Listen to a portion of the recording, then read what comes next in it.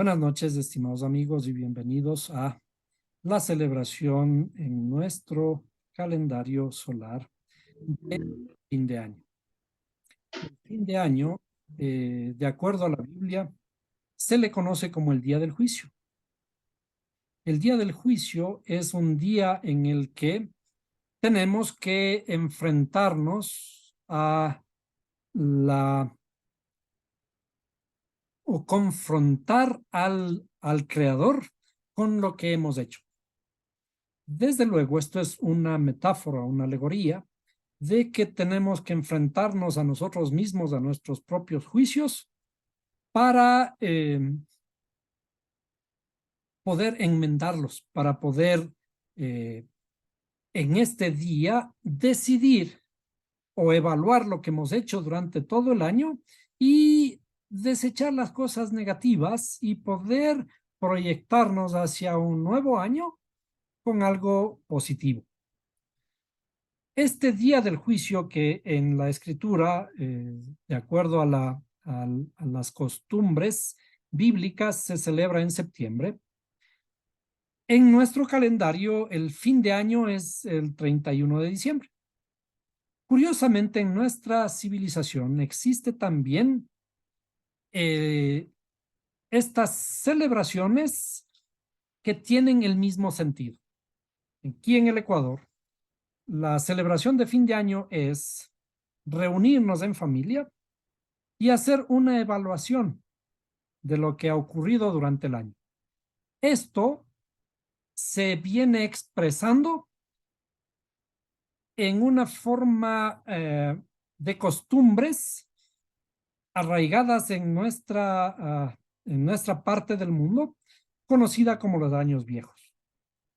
Si bien la costumbre del año viejo viene de una costumbre antisemita que apareció como la quema del judío en Guayaquil, y esta fiesta se comenzó a celebrar en Semana Santa, luego de la guerra, de la Segunda Guerra Mundial, por presión extranjera, tuvo que ser cambiada hacia el 31 de diciembre. Y los 31 de diciembre ahora celebramos la quema del año viejo. ¿Qué significa en la actualidad el quemar el año viejo? El quemar el año viejo significa que ahora vamos a evaluar en este 31 de diciembre todo lo ocurrido durante los 12 meses del año. ¿Qué ha ocurrido? Han ocurrido cosas buenas y han ocurrido cosas malas. El año viejo, en realidad, en esta costumbre que está arraigada aquí en nuestro pueblo, de alguna forma nos vamos a reír de todo lo malo que ha ocurrido. Eso significa endulzar los juicios. Nos vamos a mofar, a reír. Por ejemplo, ¿qué es una de las cosas malas que nos ha ocurrido en los últimos tiempos? La famosa pandemia. Uno de los típicos muñecos que aparecerán en el 31 de diciembre estarán relacionados con la política. Otros quizás estarán relacionados con el Mundial de Fútbol. El de la pandemia, que es el que acabo de mencionar. Entonces, ¿de qué se trata el día del juicio? Nos vamos a enfrentar a la realidad, nos vamos a enfrentar a nosotros mismos. ¿Por qué nos enfrentamos a nosotros mismos? Porque el Creador está dentro de nosotros. El día del juicio es enfrentarnos al Creador, es decir, enfrentarnos a la realidad interna nuestra, a nuestra propia conciencia, y evaluar lo bueno y desechar lo malo. En el día del juicio dice que al presentarnos ante el Creador, Él va a decir, id malditos al fuego eterno. Los que estáis a la izquierda, id malditos del fuego eterno.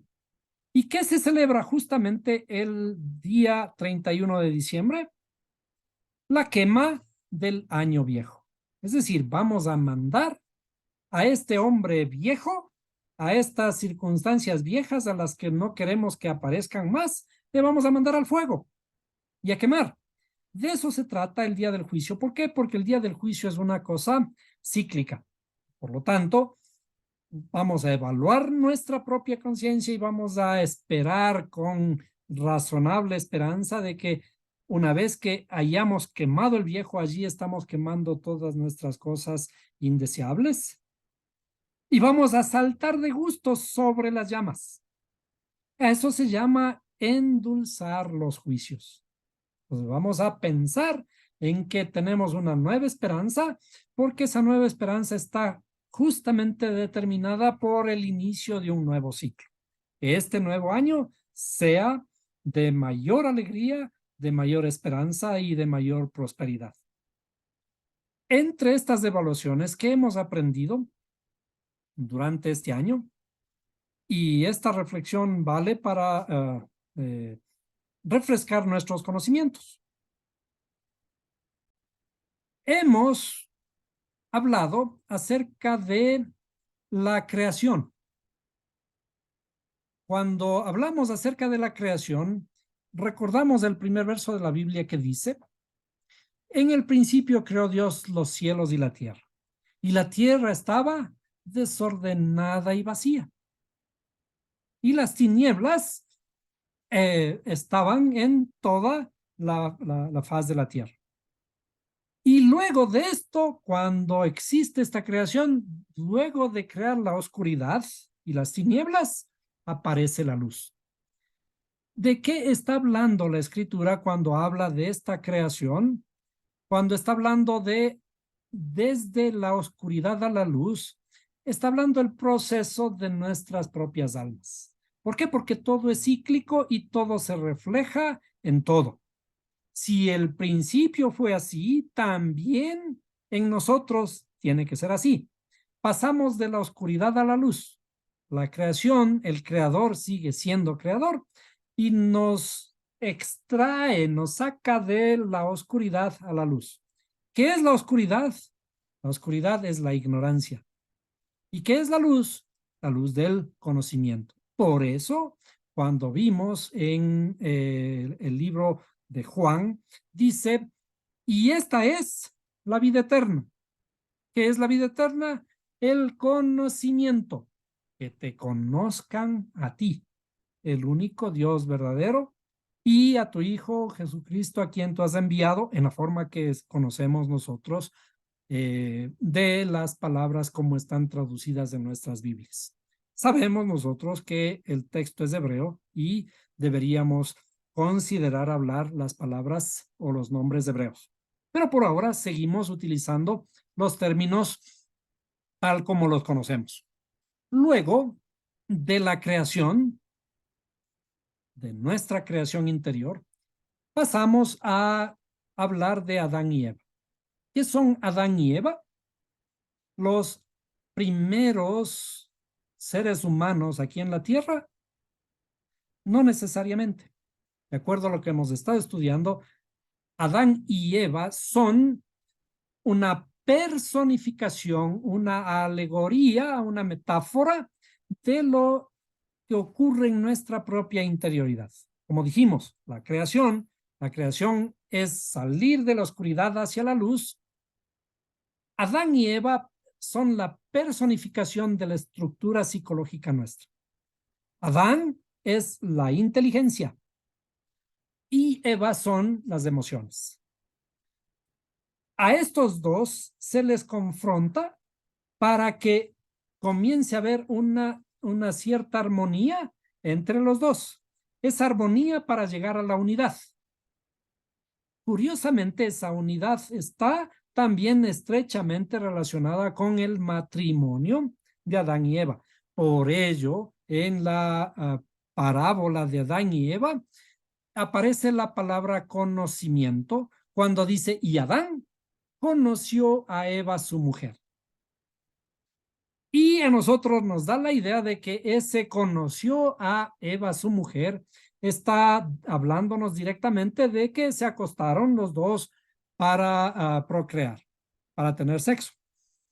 Pero en realidad la escritura va más allá de esto y lo que nos está enseñando es de que tenemos que provocar un matrimonio interior. Si el matrimonio interno en nosotros no existe, entonces todo lo demás se va a reflejar hacia el exterior de una forma que no, no es armónica. Si no hay armonía interior, no va a haber armonía exterior.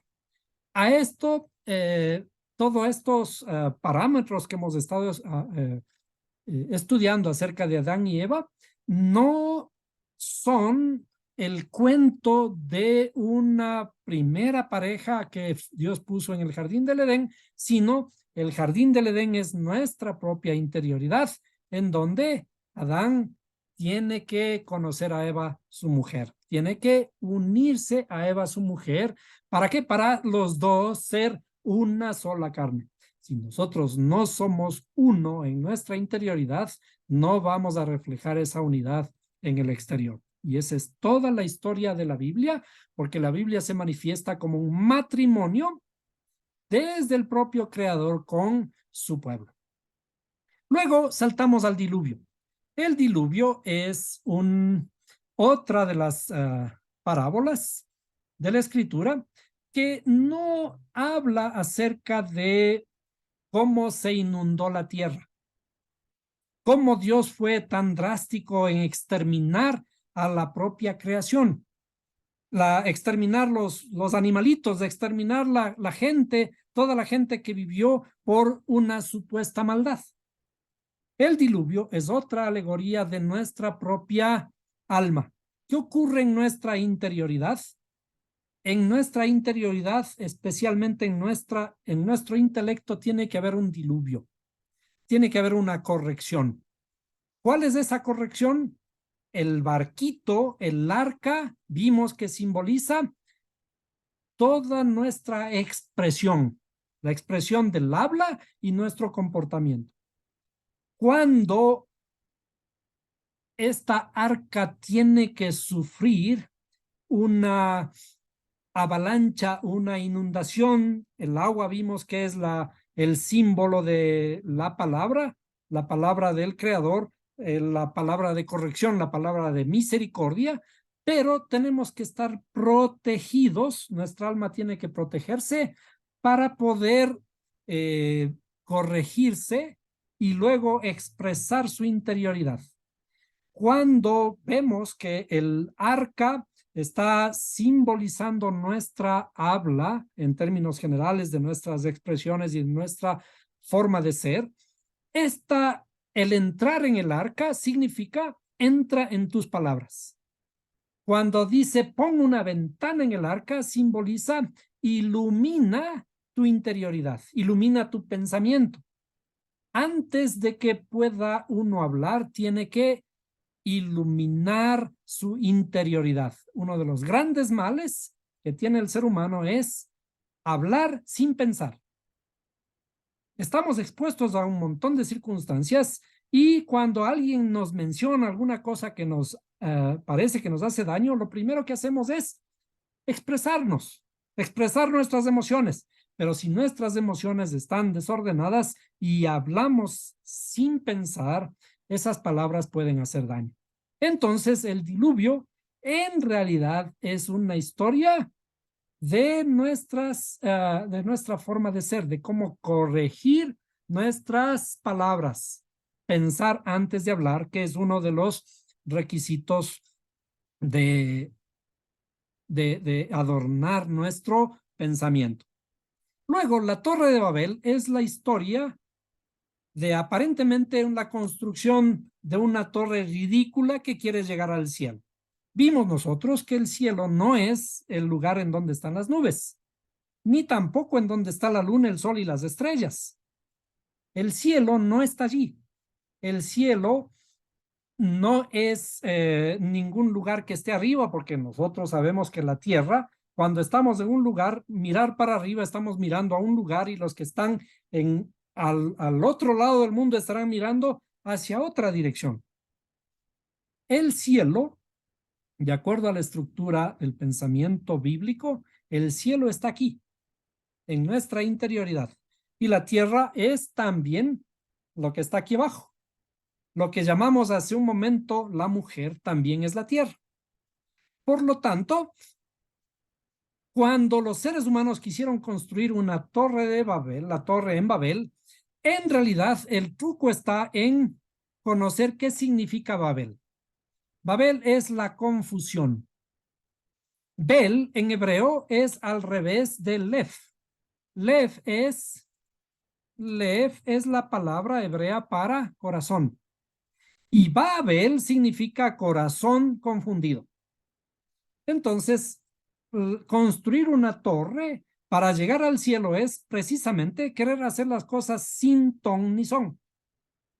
Cuando nuestro corazón está confundido, ¿por qué está confundido? Porque nuestras emociones están desordenadas. Y cuando nuestras emociones están desordenadas, queremos o pensamos que podemos llegar a ser el tope de cualquier cosa gracias a nuestro ego. La Torre de Babel es un triángulo, es una pirámide, y en la cúspide de la pirámide está un mandamás. El mandamás mira hacia abajo a todos los demás, sosteniéndose sobre todos los demás, pensando que él es el único. Todo para mí. Entonces lo que hay que hacer es destruir ese ego. Y eso significa la Torre de Babel, que el creador bajó a confundir las lenguas para que no sigan construyendo la torre. Entonces, todo lo que está escrito es una alegoría. Sigamos con las alegorías. Cuando ya más tarde comenzamos a ver que el creador manda construir un templo, ¿para qué manda construir el templo? Y dice, construyame un templo y yo moraré en medio de vosotros. Es decir, construyame en el templo para yo morar dentro de ustedes. Y vemos que definitivamente después por allí Moisés construye un templo temporal, luego Salomón construye un templo físico, y esas construcciones aparentemente tienen cierta estructura. Toda esa estructura es un modelo de cómo construir nuestro templo. Porque ¿dónde está el templo? El templo está en nosotros. El templo, Dios no habita en templos hechos por manos de hombres. Entonces, ¿en dónde habita? Va a venir a habitar en nosotros. Si va a habitar en nosotros, tenemos que construir un templo digno. ¿Y cómo se construye el templo? Está especificado allí que tiene que haber un lugar a la entrada, que es el lugar de los sacrificios. ¿Y qué son los sacrificios? ¿Tenemos que llevar animalitos a ser sacrificados? No, también esas cosas, esos sacrificios de llevar animalitos, es una alegoría de cómo debemos sacrificar nuestra alma animal. ¿Por qué? Ya sabemos que nosotros tenemos dentro nuestro diferentes capas, digamos, de nuestra evolución del alma. La parte que tenemos que sacrificar es esa alma que todavía tiene una estructura animal, que tenemos que elevarla. Cuando hacemos el sacrificio, la palabra para sacrificio, en el hebreo es elevar. ¿Qué elevamos? Elevamos nuestra alma animal. ¿Para qué? Para que se convierta en una alma más sensible, una alma humana. De eso se trata. El templo y los sacrificios y los sacerdotes que hay allí, el lugar santísimo y las lucecitas que hay en el templo, significa el modelo de nuestra interioridad. Construyamos el templo en nosotros para que el Creador habite aquí. Y a veces decimos que el Creador, ¿en dónde habita? Aquí, en mi corazón. Pero en nuestro corazón, cuando está desordenado y vacío, el Creador no puede habitar allí. Tenemos que aumentar la luz del Creador, reconstruyendo nuestro templo. ¿Qué es la oración? Hemos visto que la palabra oración es un rezago de la influencia hebrea en nuestras palabras. Oración significa llevar la luz a Sion. Or, en el hebreo, es luz. Vamos a poner a recordar por ahí, Or significa luz. Y Sion es el templo, el monte de Sion, en donde está construido el templo. Por lo tanto, ¿qué tenemos que hacer al orar? Orar no es repetir. Orar no es hablar vanamente palabras repetitivas, inclusive exigentes hacia el Creador. Orar no es pedir, pedir, pedir, pedir. Por eso el mismo Jesús dice, pedís, pero pedís mal. Pedís y no recibís. ¿Por qué? Porque pedís mal. ¿Por qué? Porque estamos pidiendo para nuestro propio beneficio, para nuestro egoísmo. ¿Qué es lo que tenemos que pedir? ¿Qué es lo que tenemos que hacer? ¿Cómo debemos orar? En la misma forma que oró el hombre supuestamente más sabio, Salomón, él pidió más sabiduría, porque con la sabiduría podemos adquirir todo lo demás. Con la sabiduría podemos adquirir paciencia, conocimiento. Lo que tenemos que pedir es para transformar nuestra interioridad, no para nuestros bolsillos. La oración típica que nosotros hacemos es pedir, pedir, pedir y nunca nos acordamos ni siquiera de dar. La oración tiene que ser atraer la luz al monte de Sión, porque ¿en dónde está el templo? El templo está asentado en el monte de Sión. Y si dijimos que el templo está en nuestra interioridad, el monte de Sión está también simbólicamente aquí, en nuestra propia interioridad. Por lo tanto, la oración es otra alegoría, es otra cosa que tenemos que ejecutarla para nuestro beneficio espiritual, no para nuestro beneficio económico, ni para nuestras relaciones económicas con los demás. Cuando vimos acerca de el pueblo de Israel, los descendientes de Jacob en el libro de Éxodo que llegan a Egipto, este aparente ir de las 70 almas de que están llegando a Egipto, cuando ya estuvo José allí reinando junto al faraón como segundo en el reino, ese ir de las almas hacia Egipto simboliza como cuando nuestra alma ingresa a nuestro cuerpo. Es decir, el faraón, ese es mi ego, el que gobierna mi cuerpo. Cuando mi alma desciende a este cuerpo, el alma empieza a restringirse, a estar limitada por el faraón, a estar dominada por el faraón que es mi cuerpo, es mi ego. Y el alma quiere seguir adorando al Creador y el faraón no le deja. Por eso es que luego, cuando el alma, después de haber ingresado aquí y tener esa esclavitud en Egipto, quiere liberarse. Y cuando se libera, entonces tiene que comience el aprendizaje de el cruzar el Mar Rojo, que es el símbolo del bautismo, el ir al desierto, que es el símbolo de la introspección, para luego conquistar la tierra prometida. Todos estos son formas organizadas en términos de alegorías que contienen un mensaje interno. Lo que parece ser la historia de un pueblo, el pueblo de Israel, en realidad es mi propia historia. Es decir, todo lo que está escrito en la Biblia en términos de historias con personajes y con pueblos y con datos aparentemente históricos, en realidad es una estructura de un relato espiritual de que nosotros debemos conocer para conocernos a nosotros mismos. Cuando vimos acerca de Dios y la guerra, vemos aparentemente a un creador que le gusta hacer la guerra y mandar a hacer la guerra y defender a su pueblo favorito.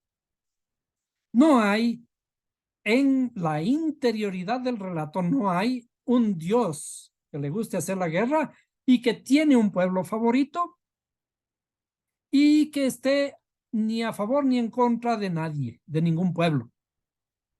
El creador que está dentro de nosotros nos dice: cuando vayas a la guerra en contra de tus enemigos, nosotros tenemos que reflexionar. ¿De qué guerra habla? La guerra es la guerra espiritual interna nuestra. ¿Quién es mi enemigo? El peor enemigo mío soy yo mismo. ¿Por qué? Porque lo que no quiero hacer, eso mismo hago. Así dice Pablo. Dios, por tanto, no es un Dios de guerras como las que nosotros conocemos. El Dios que habla la Biblia en su interioridad está hablando de la única guerra a la que tenemos que hacerle frente nosotros, es a nuestra guerra interna. Nosotros sabemos que hay algo en nuestro interior que me dice, haz esto, haz lo malo, pero hay otra vocecita interna nuestra que nos dice, no, no lo hagas, haz el bien. Esta dualidad que tenemos que enfrentarnos entre nosotros mismos, esta dualidad es la guerra que nosotros tenemos que enfrentar. Y al enemigo, el enemigo que hay que destruir o que hay que corregir es nuestra propia interioridad, mi ego. Y allí, cuando estamos en esta guerra que supuestamente el Creador me manda, dice, cuando vayas a la guerra en contra de tus enemigos y vieres de entre los cautivos a una mujer de hermosa apariencia y la desees como tu esposa, no está hablando de casarse con una mujer extraña cuando a uno le dé la gana. ¿Por qué? Porque está en la guerra y puede tomar posesión de lo que quiera. Esa mujer de hermosa apariencia es precisamente la plegaria. La plegaria es una acción hermosa en nuestra interioridad que nos permite acercarnos a la armonía que debe existir internamente. La plegaria es transformar nuestra propia vida para que nuestras emociones, que parecen una mujer hermosa cuando están siendo transformados, es un perfume fragante que es digno de acercarse a su esposo, que es nuestra propia interioridad. Cuando vimos acerca de ciertos personajes bíblicos que parecen tener muchas esposas, nosotros vemos que la Biblia parece justificar la poligamia. La Biblia no es un libro de ética y moral. La Biblia nos cuenta historias con ciertas costumbres antiguas, pero lo que está internamente hablando usa ese modelo de personajes que aparentemente tienen más mujeres, como en el caso de Jacob, que tuvo 4, para mostrarnos la misma historia de la redención. La poligamia bíblica, cuando Jacob tuvo 4 esposas, llega y conoce a la primera mujer de quien se enamora, pero su suegro, que en este caso era el propio tío, le juega una mala pasada. El momento que se va a casar con la que él quería, esa noche le cambia.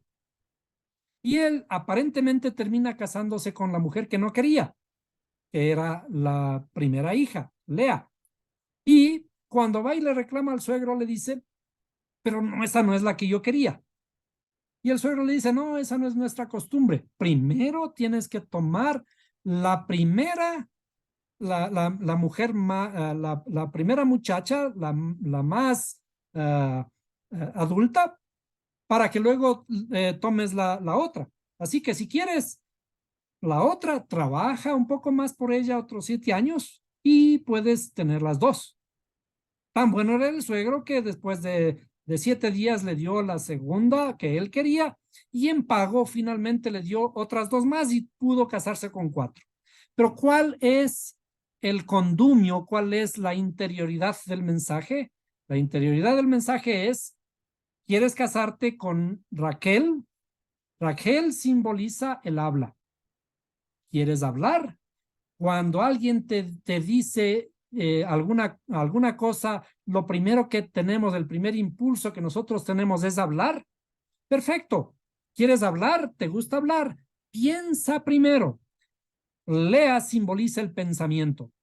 Cásate primero con Lea significa piensa primero antes de hablar. Alimenta tus pensamientos.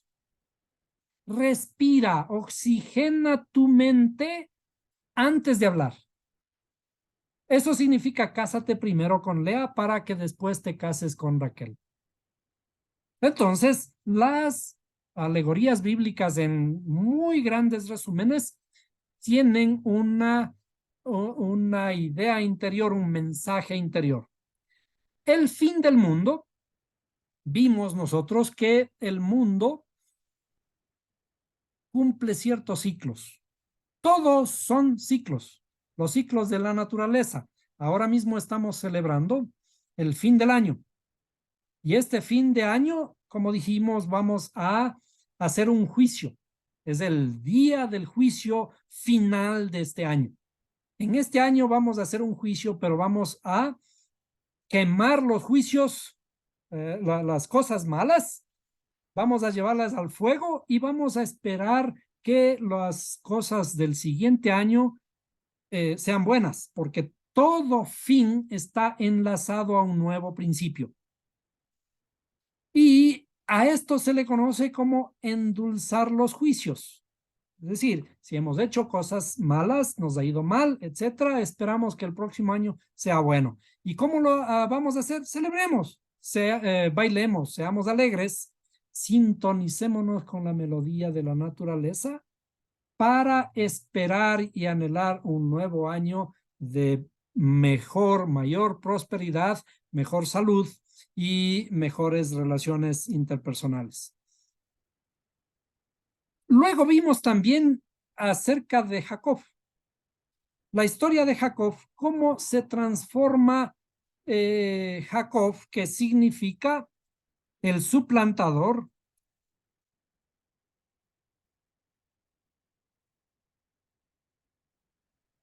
se transforma en Israel. ¿Cómo es que el suplantador se transforma en Israel? Israel es el estado del alma que se encuentra ya en la corrección del Creador. Esto es el simbolismo de Yashar El, que es Israel. Yashar es en la corrección del Creador. Es decir, nuestra alma necesita ser transformada de ese ladrón, de ese suplantador que somos engañadores, a una alma que está en estados de corrección dinámica y está en una corrección continua. Es por ello que cuando el creador, después de luchar con Jacob, le cambia de nombre, dice, ya no te vas a llamar Jacob, sino te llamarás Israel. Y sin embargo, vemos a lo largo del resto de la Biblia, a partir de esta historia, que a veces le sigue llamando Jacob. ¿Por qué? Porque dejamos poco a poco de ser Jacob y vamos siendo transformados en Israel, porque este es un proceso de toda la vida. Toda la vida tendremos la oportunidad día a día de seguir siendo transformados, de seguir conociendo nuevos procesos para transformar nuestra propia interioridad. Y este es el resumen de esta historia de un Jacob que pasa diferentes peripecias hasta llegar a ser llamado finalmente Israel. Y luego Israel es lo que se le conoce como la novia del Cordero, la novia que finalmente va a unirse y vimos que el significado de la unión es la unión interna de nuestra propia alma. Cuando unificamos nuestra mujer interna con el varón interno también, simbolizados por Adán y Eva. Luego vimos algo sobre caminar sobre las aguas. El caminar sobre las aguas es otra alegoría. Es una historia, no de un hombre de Jesús o de quien sea, caminando sobre unas aguas, porque ¿qué significa el dominar las aguas? ¿Para qué un hombre, o en este caso para demostrar que él era Dios, camina sobre las aguas? ¿Qué clase de aplicación práctica tiene esto de caminar sobre las aguas? Las aguas simbolizan su palabra, la misericordia del Creador. Si es que no sabemos dominar su palabra, no podremos caminar sobre ella. Nos vamos a hundir, vamos a naufragar, vamos a ahogarnos. Y el caminar sobre las aguas significa precisamente salir del estado de la ley La ley es estar en el agua, nadando en el agua, ser peces. Por eso es que también aparece la otra alegoría de les voy a convertir en pescadores de hombres. ¿Por qué? Porque nosotros que estamos nadando en el agua, estamos bajo la ley, estamos en la ley, estamos dominando supuestamente la ley, ¿sí? Pero necesitamos salir de ese dominio de la ley para obrar la gracia, que es la benevolencia, que es la misericordia. Y entonces, cuando estamos dominando el agua, estamos haciendo actos de misericordia, más allá de la ley, porque para hacer actos de misericordia, no, estos actos no requieren solamente la ley. Podemos ser jueces más allá de la ley, como el famoso poema de El par de botas, de un juez que tuvo que pagar de su propio bolsillo para liberar a un detenido que él mismo lo puso en prisión por haber robado un par de botas. Es decir, cuando nos damos cuenta de la cruda realidad, tenemos que hacer justicia más allá de la ley. A eso se refiere dominar las aguas o caminar sobre las aguas. Y finalmente nosotros conocimos la evolución del alma, y esta evolución del alma nos debe llevar a conocer cuáles son las vestimentas con las que debemos adornar nuestra alma. Nuestra alma es la verdad, pero la verdad no puede andar desnuda, no puede andar desnuda por la calle. Por ello, cuando vamos por la calle tenemos que aprender a vestirnos y nos adornamos, pero en nuestra mundo espiritual, esa alma también tiene que ser vestida. ¿Con qué vestimentas vestimos al alma? Las vestimentas del alma son el pensamiento, el habla y la acción. ¿Con qué adornamos nuestra alma? Con buenos pensamientos. ¿Con qué le vestimos? ¿Cuáles son las vestiduras blancas, puras y resplandecientes? Con palabras hermosas y con acciones dignas de misericordia, dignas de ser alabadas y respetadas. Entonces, cuando nos acerquemos al famoso día final, que es lo que estamos próximos a celebrar, que nuestro pensamiento y nuestra habla y nuestras acciones sean las mejores, para que lleguemos a este día del juicio final vestidos de vestiduras puras, blancas y resplandecientes. ¿Qué significa? De pensamientos puros, de el habla hermosa y de nuestras acciones de hacer el bien. No estamos aquí para ser buenos, sino estamos aquí para hacer el bien, y que lo que hagamos tenga, de alguna forma, nos dé la satisfacción de haber hecho, de haber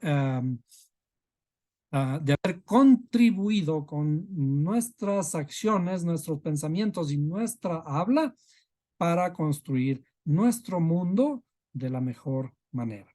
Que todos tengamos un feliz día del juicio, este 31 de diciembre, que seamos aceptos ante el Creador, que nuestros juicios se puedan endulzar, que podamos tener un año de mucha dicha y prosperidad en el siguiente año. Bendiciones a todos.